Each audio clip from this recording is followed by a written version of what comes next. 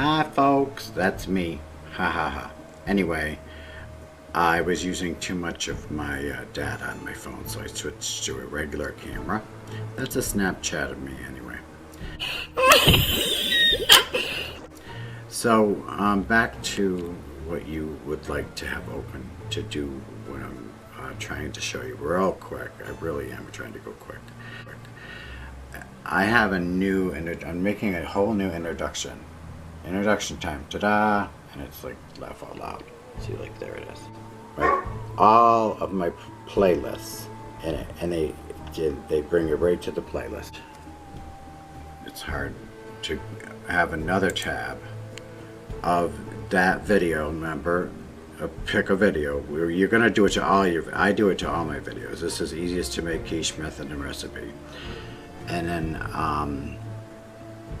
what is this? Oh, that's cooking videos I had done. I think did I do that yet? I don't think I did that yet. Anyway, okay, so back to this. So you're gonna go to basic info, and you're gonna go, if this is your this is the video where it says here is the link for my introduction video, which includes links to all my playlists, so that it's easy for the viewer. So I'm going to delete this because it does not work. Okay, this can be tedious depending on how many. Okay, I'm gonna put like a few spaces, backspace.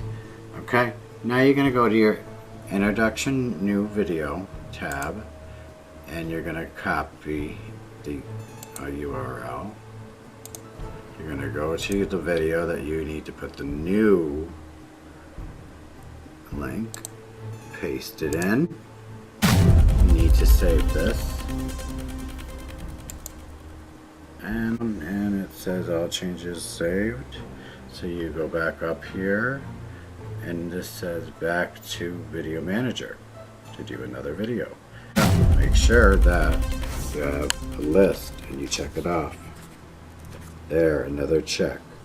So you do that for all the videos, and I hope this helped. That was not